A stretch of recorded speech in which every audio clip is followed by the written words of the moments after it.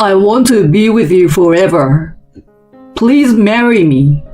I promise I will make you happy. These were the words my husband said when he proposed.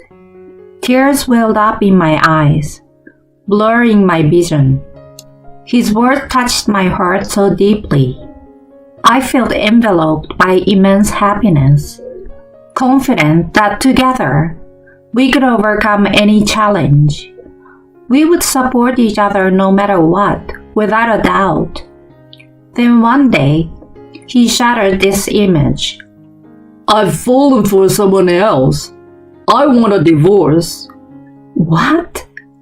Who could have imagined that my husband of 6 years would suddenly ask for divorce? My name is Angela. My husband Ken and I have been married for 6 years. It was just recently that we celebrated our anniversary at our favorite restaurant, toasting with fine wine. So why this?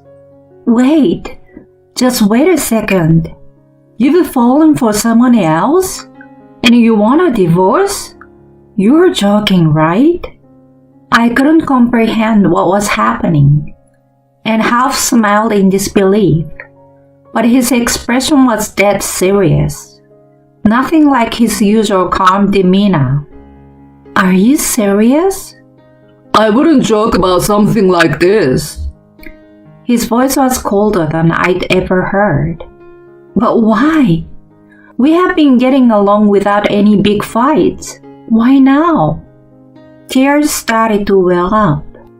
Had I been oblivious to the fact that he had found someone else, thinking we had a good marriage? I want kids. Huh? Kids? I can't have them with you, you know. I want to divorce quickly and remarry her. He's right. I couldn't have children. We discovered this 3 years into our marriage. Despite our normal intimate life, there were no signs of pregnancy. After a test, it turned out I was the reason. I was so shocked that I even considered divorce. I thought it would be better for him to be happy with someone else, since I couldn't give him a family. But he had reassured me back then. I married you because I love you. Just being together is enough, kids or not.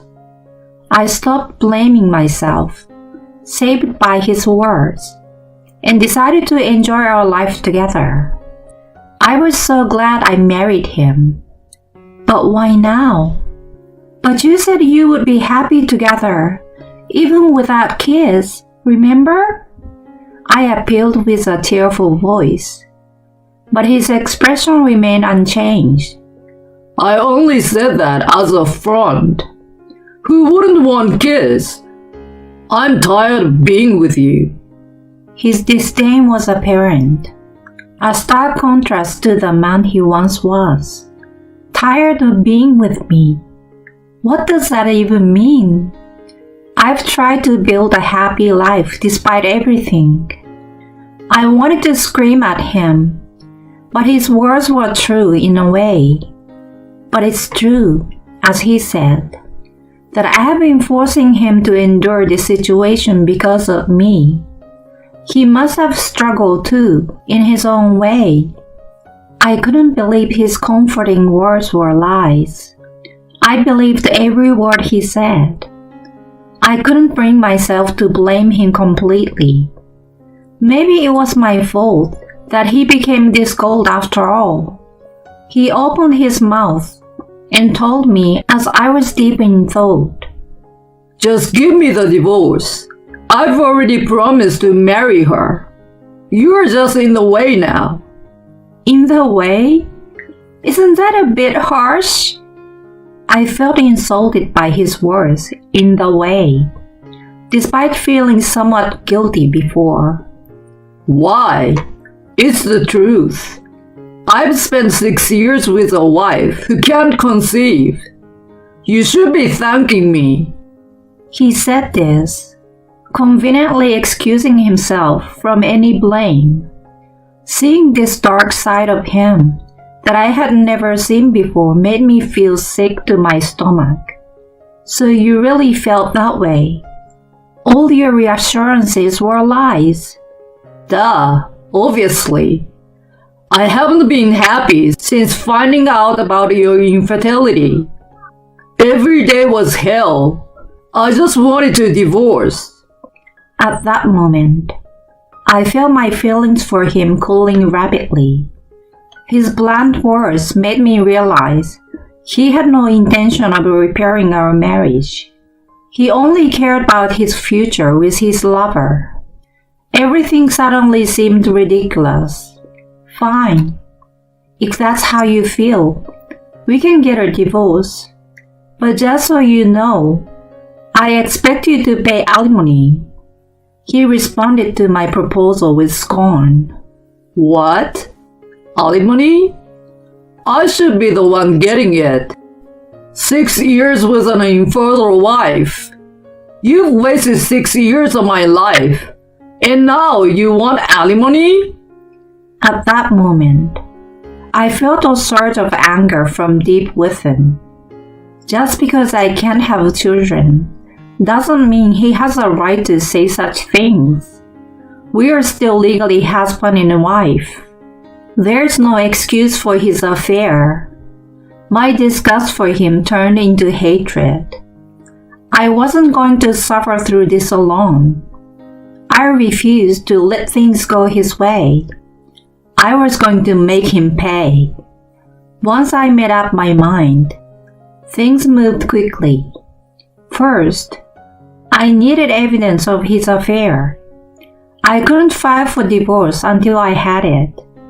I turned back to my husband. I'm okay with a divorce, but wait 2 weeks. There are things I need to prepare since this is so sudden. Fine, but only 2 weeks. After that, we are definitely getting a divorce. He replied impatiently and left the house. Later, I packed my things and visited the detective agency during a work break. I hired them to gather as much evidence of his affair as possible for a week. My husband, thinking I had accepted the divorce, often visited his mistress' apartment. They met up daily for work and shopped at famous brand stores, coming out with numerous bags. The shops were all women's brands, likely him splurging on her. Photos capture them both smiling and him looking infatuated. The agency told me they dined at expensive restaurants nightly, with my husband paying every time. His reckless spending was astounding. Where did he get all that money from? He was stingy with me, but generous with his mistress.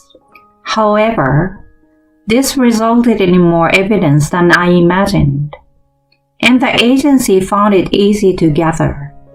A few days after the 2-week period, I received a call while filling out the divorce papers. Hello? It's me. Did you sign the divorce papers? Hurry up. His tone was condescending. I'm doing it as we speak. I will file them later. He sighed heavily and said, You are always so slow. Pack your things and leave quickly. That place will be a love nest for me and her. Take all your stuff with you. He hung up without waiting for a response. A love nest for him and her? I thought, amused. He lived there with me all this time. I will take everything, don't worry. My revenge will be complete. I was frighteningly enjoying my revenge on him. I wouldn't turn back now. I was determined to make him suffer. I signed the divorce papers and was packing when I heard some noise from the front door. You're still here? It was Ken. Why are you here? He smirked triumphantly. I've been living at her place. I only brought a few things with me. I came to get more clothes. Perfect timing. I have something for you to sign. I handed him a document. What's this? I've been consulting a lawyer because I don't want us to continue arguing. It's a legal agreement about post-divorce matters. Read it carefully and sign. Despite telling him to read it carefully, he just casually and carelessly signed it right there, obviously annoyed by the hassle. And he tossed the paper at me. You're so annoying. I won't bother you again, even without these stupid documents. He muttered that and retreated to his room to get his things. I did warn him to read it carefully. I muttered with a smirk. I knew he'd likely skim over it, but I never imagined it would work out this well. I cheerfully continued packing up every single one of my belongings in the house. The next day, I submitted the divorce papers and had a moving company take my stuff to my parents' house. I planned to live alone eventually, but for now, I'd stay with them. I had already explained the divorce to them. Both my parents were furious at first, but they praised my plan when I told them. A few days later, Ken called sooner than I expected. Hey, what the hell is this? He shouted over the phone as soon as I answered. Well, hello to you too. Quiet. Why is the house empty? He was panicking, angry and upset, spewing nonsense. I patiently explained to him. Why? You told me to take all my stuff, didn't you? So I did just that. But that's ridiculous. There is not a single piece of furniture or appliance left. We bought those with our savings. He was ranting, out of breath. It seemed like he was conveniently altering his memory, so I explained it to him again. What are you talking about? Everything in that house was bought with my money. Have you forgotten how you were fired and we lived off my income when we first got married? He fell silent, remembering. Right after we got engaged and moved in together, he lost his job. So I bought all the necessary furniture and appliances. I even paid the mortgage until he found a new job. He seemed to remember and suddenly lost his earlier bluster. What's wrong?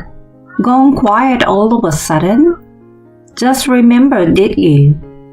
Oh, and by the way, the condo is part of the asset division.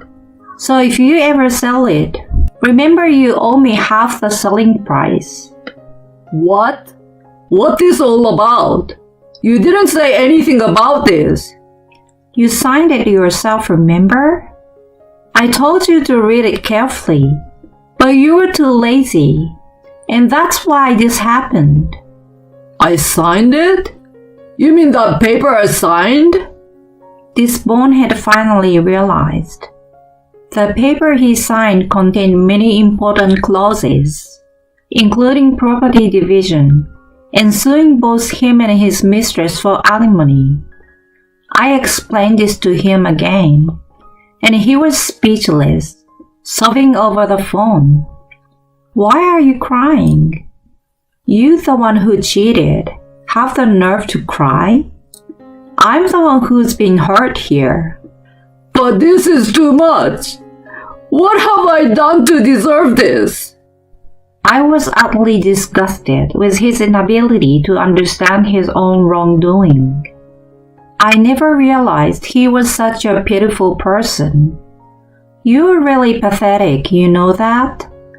Thanks for initiating the divorce. It was the right decision. I feel so much better now. I hung up on him, blocked his number, and made sure he couldn't contact me again. Through my lawyer, I proceeded to sue him and his mistress for alimony. Surprisingly, they broke up quickly. The mistress apparently had another main partner and was just using my husband for money. The mistress, who had treated him like a mere cash cow, was furious when I demanded alimony from her. "Why should I pay alimony? He was just a fling." She grudgingly paid and dumped him soon after. I never expected such a turn of events. It was a sweet victory for me. Karma is a bitch. My ex-husband, dumped by the woman he planned to remarry, was hit with a double whammy of alimony and emotional distress. He even took a leave of absence from work. Later, he called my parents' house. "I've decided to sell the condo. I forgive you your share. I was wrong. Please let's start over." Of course, I had no interest in reconciling. "Please don't contact me again. If you do, I will call the police. Goodbye." I ended the call and blocked his number at my parents' house too. It turns out he was in debt from splurging on his mistress and is now being chased by creditors. No wonder he was so extravagant with her.